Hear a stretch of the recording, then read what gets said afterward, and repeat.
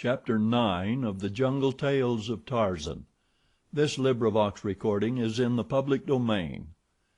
Jungle Tales of Tarzan by Edgar Burroughs. Chapter 9 The Nightmare. The blacks of the village of Mbonga, the chief, were feasting, while above them in a large tree sat Tarzan of the Apes, grim, terrible, empty, and envious.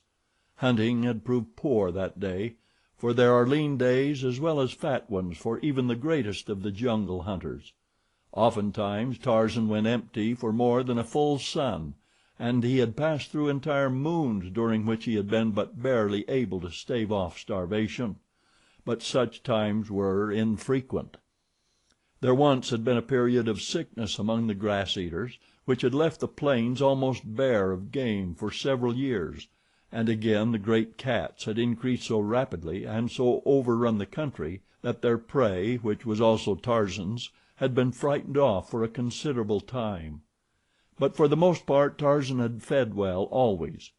Today, though, he had gone empty, one misfortune following another as rapidly as he raised new quarry, so that now, as he sat perched in the tree above the feasting blacks, he experienced all the pangs of famine, and his hatred for his lifelong enemies waxed strong in his breast. It was tantalizing indeed to sit there hungry while these Gomangani filled themselves so full of food that their stomachs seemed almost upon the point of bursting, and with elephant steaks at that.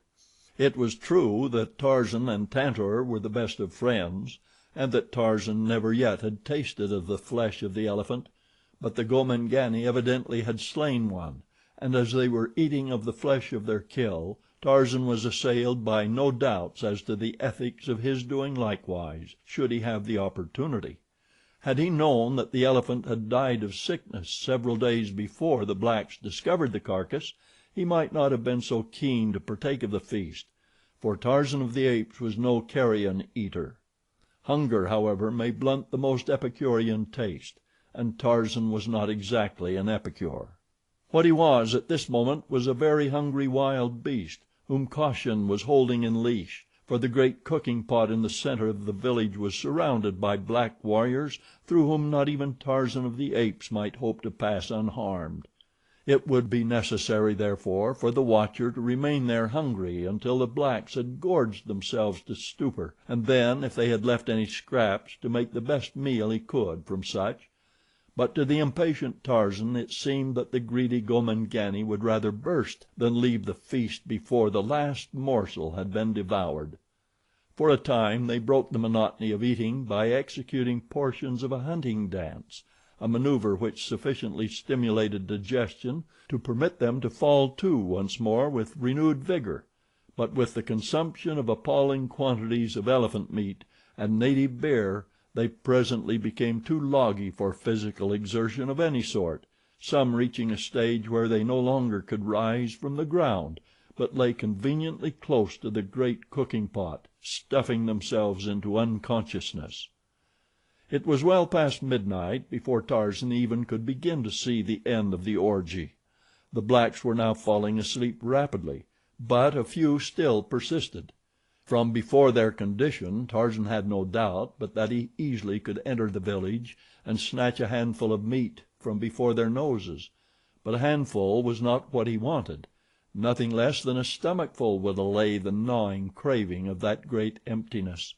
He must therefore have ample time to forage in peace. But at last but a single warrior remained true to his ideals, an old fellow whose once wrinkled belly was now as smooth and as tight as the head of a drum.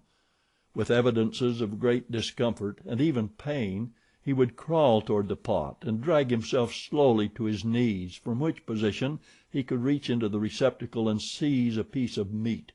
Then he would roll over on his back with a loud groan and lie there while he slowly forced the food between his teeth and down into his gorged stomach. It was evident to Tarzan that the old fellow would eat until he died, or until there was no more meat. The ape man shook his head in disgust. What foul creatures were these Gomangani! Yet of all the jungle folk they alone resembled Tarzan closely in form. Tarzan was a man, and they, too, must be some manner of men, just as the little monkeys and the great apes and Bolgani, the gorilla, were quite evidently of one great family, though differing in size and appearance and customs. Tarzan was ashamed, for of all the beasts of the jungle then, man was the most disgusting, man and Dango, the hyena. Only man and Dango ate until they swelled up like a dead rat. Tarzan had seen Dango eat his way into the carcass of a dead elephant, and then continue to eat so much that he had been unable to get out of the hole through which he had entered. Now he could readily believe that man, given the opportunity, would do the same. Man, too, was the most unlovely of creatures, with his skinny legs and his big stomach, his filed teeth and his thick, red lips. Man was disgusting. Tarzan's gaze was riveted upon the hideous old warrior wallowing in filth beneath him. There, the thing was struggling to its knees to reach for another morsel of flesh. It groaned aloud in pain, and yet it persisted in eating, ever eating. Tarzan could endure it no longer, neither his hunger nor his disgust. Silently he slipped to the ground with the bole of the great tree between himself and the feaster. The man was still kneeling, bent almost double in agony, before the cooking pot. His back was toward the ape man. Swiftly and noiselessly Tarzan approached him. There was no sound as steel fingers closed about the black throat. The struggle was short, for the man was old and already half stupefied from the effects of the gorging and the beer. Tarzan dropped the inert mass and scooped several large pieces of meat from the cooking pot, enough to satisfy even his great hunger. Then he raised the body of the feaster and shoved it into the vessel. When the other blacks awoke they would have something to think about. Tarzan grinned. As he turned toward the tree with his meat, he picked up a vessel containing beer and raised it to his lips, but at the first taste he spat the stuff from his mouth and tossed the primitive tankard aside. He was quite sure that even Dango would draw the line at such filthy tasting drink as that, and his contempt for man increased with the conviction. Tarzan swung off into the jungle some half mile or so before he paused to partake of his stolen food. He noticed that it gave forth a strange and unpleasant odor, but assumed that this was due to the fact that it had stood in a vessel of water above a fire. Tarzan was, of course, unaccustomed to cooked food. He did not like it, but he was very hungry and had eaten a considerable portion of his haul before it was really borne in upon him that the stuff was nauseating. It required far less than he had imagined it would to satisfy his appetite. Throwing the balance to the ground, he curled up in a convenient crotch and sought slumber. But slumber seemed difficult to woo. Ordinarily Tarzan of the Apes was asleep as quickly as a dog after it curls itself upon a hearthrug before a roaring blaze, but tonight he squirmed and twisted, for at the pit of his stomach was a peculiar feeling that resembled nothing more closely than an attempt upon the part of the fragments of elephant meat reposing there to come out into the night and search for their elephant. But Tarzan was adamant. He gritted his teeth and held them back. He was not to be robbed of his meal after waiting so long to obtain it. He had succeeded in dozing when the roaring of a lion awoke him. He sat up to discover that it was broad daylight. Tarzan rubbed his eyes. Could it be that he had really slept? He did not feel particularly refreshed, as he should have after a good night's sleep. A noise attracted his attention, and he looked down to see a lion standing at the foot of the tree gazing hungrily at him. Tarzan made a face at the king of beasts, whereat Numa, greatly to the ape-man's surprise, started to climb up into the branches toward him. Now never before had Tarzan seen a lion climb a tree, yet for some unaccountable reason he was not greatly surprised that this particular lion should do so. As the lion climbed slowly toward him, Tarzan sought higher branches, but to his chagrin he discovered that it was with the utmost difficulty that he could climb at all. Again and again he slipped back, losing all that he had gained, while the lion kept steadily at his climbing, coming ever closer and closer to the ape-man. Tarzan could see the hungry light in the yellow-green eyes. He could see the slaver on the drooping jowls, and the great fangs agape to seize and destroy him. Clawing desperately, the ape man at last succeeded in gaining a little upon his pursuer. He reached the more slender branches far aloft, where he well knew no lion could follow. Yet on and on came devil faced Numa. It was incredible, but it was true. Yet what most amazed Tarzan was that though he realized the incredibility of it all, he at the same time accepted it as a matter of course. First, that a lion should climb at all, and second, that he should enter the upper terraces where even Sheeta, the panther, dared not venture. To the very top of a tall tree the ape man clawed his awkward way, and after him came Numa, the lion, moaning dismally. At last Tarzan stood balanced upon the very utmost pinnacle of a swaying branch, high above the forest. He could go no farther. Below him the lion came steadily upward, and Tarzan of the Apes realized that at last the end had come. He could not do battle upon a tiny branch with Numa, the lion, especially with such a Numa, to which swaying branches 200 feet above the ground provided as substantial footing as the ground itself. Nearer and nearer came the lion. Another moment and he could reach up with one great paw and drag the ape man downward to those awful jaws. A whirring noise above his head caused Tarzan to glance apprehensively upward. A great bird was circling close above him. He never had seen so large a bird in all his life, yet he recognized it immediately, for had he not seen it hundreds of times in one of the books in the little cabin by the landlocked bay, the moss-grown cabin that with its contents was the sole heritage left by his dead and unknown father to the young Lord Greystoke? In the picture book the great bird was shown flying far above the ground with a small child in its talons, while beneath a distracted mother stood with uplifted hands. The lion was already reaching forth a taloned paw to seize him when the bird swooped and buried no less formidable talons in Tarzan's back. The pain was numbing, but it was with a sense of relief that the ape man felt himself snatched from the clutches of Numa. With a great whirring of wings the bird rose rapidly until the forest lay far below. It made Tarzan sick and dizzy to look down upon it from so great a height, so he closed his eyes tight and held his breath. Higher and higher climbed the huge bird. Tarzan opened his eyes. The jungle was so far away that he could only see a dim green blur below him, but just above and quite close was the sun.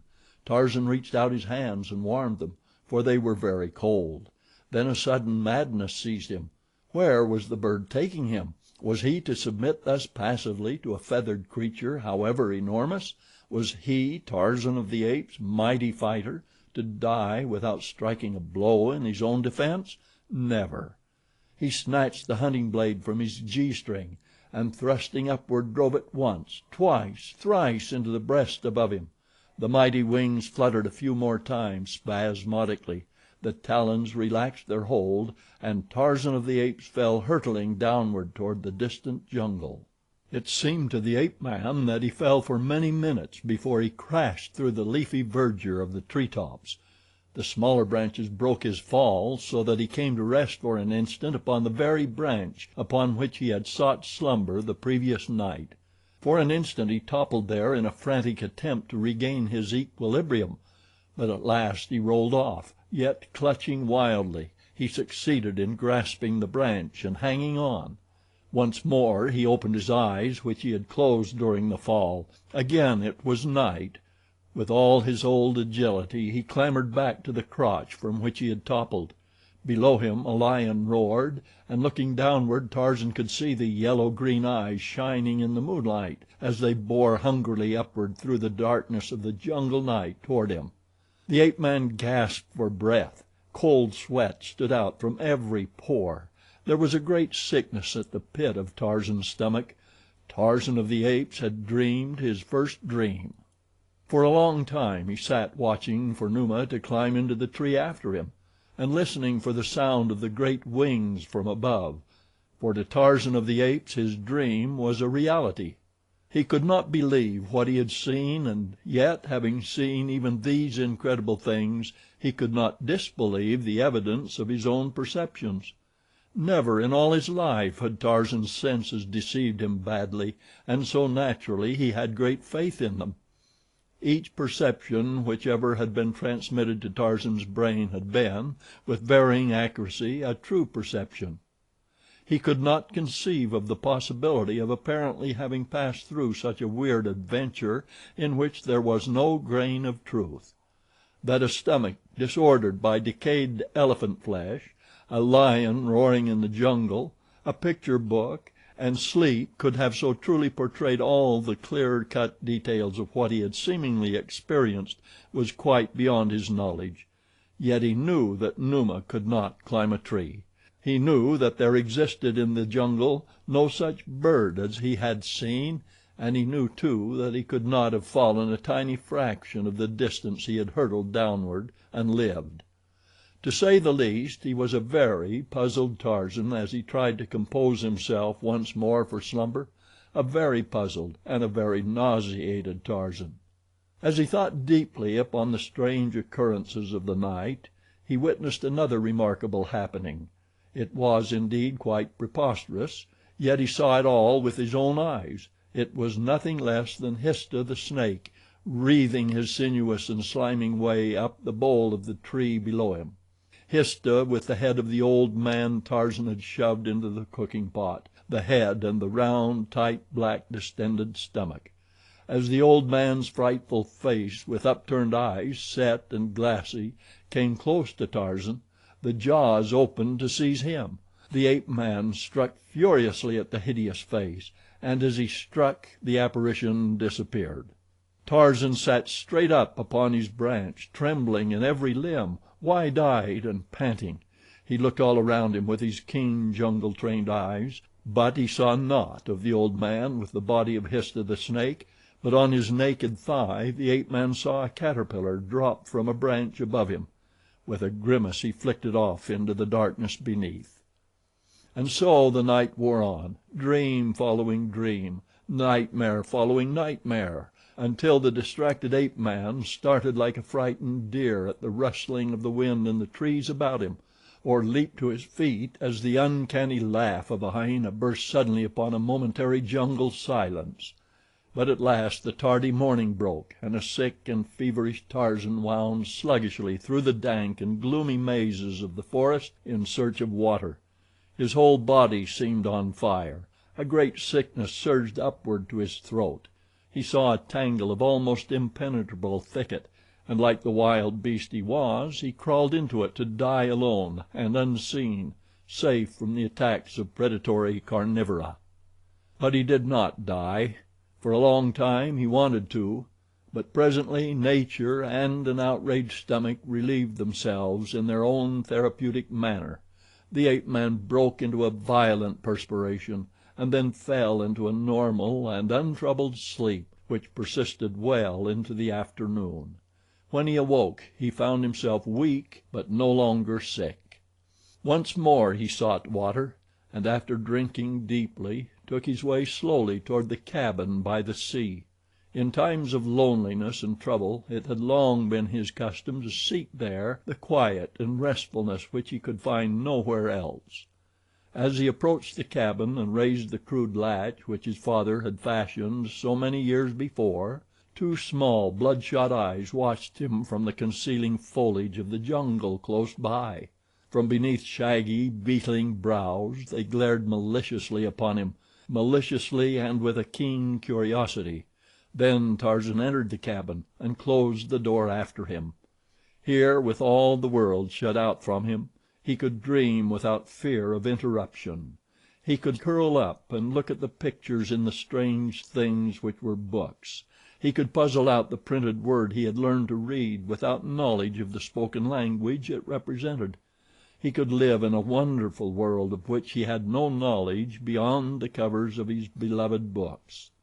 Numa and Sabor might prowl about close to him, the elements might rage in all their fury, but here at least Tarzan might be entirely off his guard in a delightful relaxation which gave him all his faculties for the uninterrupted pursuit of this greatest of all his pleasures. Today he turned to the picture of the huge bird which bore off the little Tarmangani in its talons. Tarzan puckered his brows as he examined the colored print, Yes, this was the very bird that had carried him off the day before, for to Tarzan the dream had been so great a reality that he still thought another day and a night had passed since he had lain down in the tree to sleep. But the more he thought upon the matter, the less positive he was as to the verity of the seeming adventure through which he had passed. Yet where the real had ceased and the unreal commenced he was quite unable to determine. Had he really then been to the village of the blacks at all? Had he killed the old Gomangani? Had he eaten of the elephant meat? Had he been sick? Tarzan scratched his tousled black head and wondered. It was all very strange, yet he knew that he never had seen Numa climb a tree, or Histah with the head and belly of an old black man whom Tarzan already had slain. Finally, with a sigh, he gave up trying to fathom the unfathomable. Yet in his heart of hearts he knew that something had come into his life that he never before had experienced, another life which existed when he slept, and the consciousness of which was carried over into his waking hours. Then he began to wonder if some of these strange creatures which he met in his sleep might not slay him, for at such times Tarzan of the Apes seemed to be a different Tarzan, sluggish, helpless, and timid, wishing to flee his enemies as fled Bara, the deer, most fearful of creatures.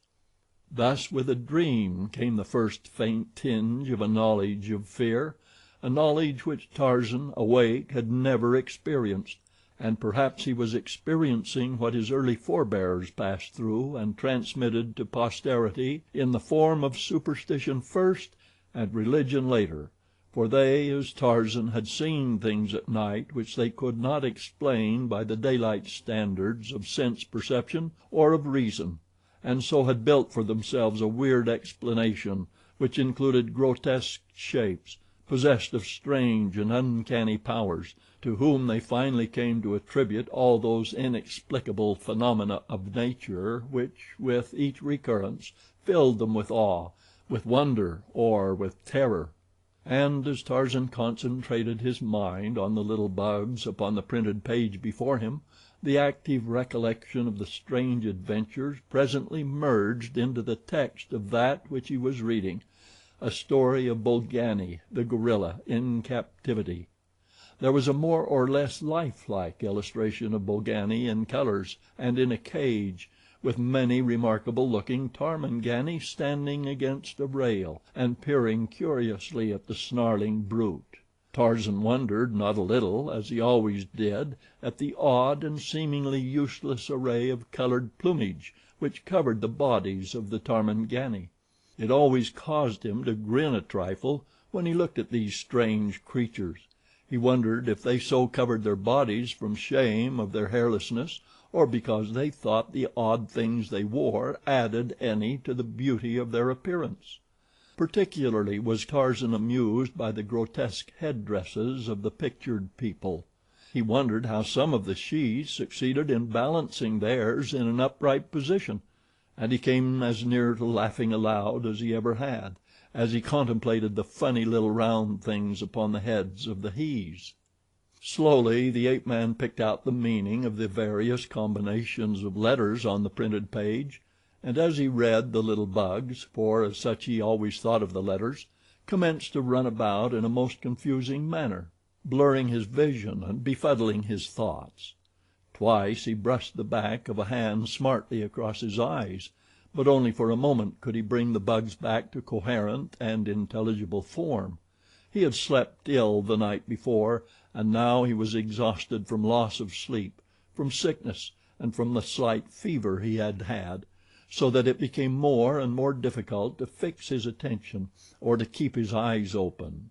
Tarzan realized that he was falling asleep, and just as the realization was borne in upon him, and he had decided to relinquish himself to an inclination which had assumed almost the proportions of a physical pain, he was aroused by the opening of the cabin door. Turning quickly toward the interruption, Tarzan was amazed for a moment to see bulking large in the doorway the huge and hairy form of Bolgani, the gorilla. Now there was scarcely a denizen of the great jungle with whom Tarzan would rather not have been cooped up inside the small cabin than Bolgani, the gorilla, yet he felt no fear, even though his quick eye noted that Bolgani was in the throes of that jungle madness which seizes upon so many of the fiercer males. Ordinarily the huge gorillas avoid conflict, hide themselves from the other jungle folk, and are generally the best of neighbors. But when they are attacked, or the madness seizes them, there is no jungle denizen so bold and fierce as to deliberately seek a quarrel with them. But for Tarzan there was no escape. Bolgani was glowering at him from red-rimmed, wicked eyes. In a moment he would rush in and seize the ape man. Tarzan reached for the hunting knife where he had lain it upon the table beside him, but as his fingers did not immediately locate the weapon, he turned a quick glance in search of it. As he did so his eyes fell upon the book he had been looking at, which still lay open at the picture of Bolgani. Tarzan found his knife, but he merely fingered it idly and grinned in the direction of the advancing gorilla. Not again would he be fooled by empty things which came while he slept. In a moment, no doubt, Bolgani would turn into Pamba, the rat, with the head of Tantor, the elephant.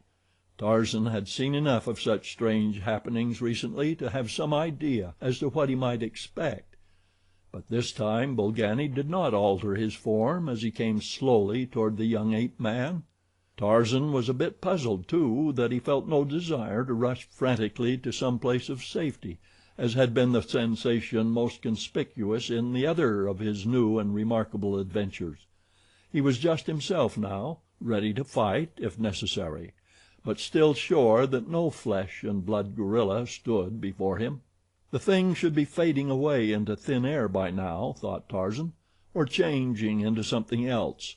Yet it did not. Instead it loomed clear-cut and real as Bolgani himself, the magnificent dark coat glistening with life and health in a bar of sunlight which shot across the cabin through the high window behind the young Lord Greystoke. This was quite the most realistic of his sleep adventures, thought Tarzan, as he passively awaited the next amusing incident. And then the gorilla charged. Two mighty calloused hands seized upon the ape-man.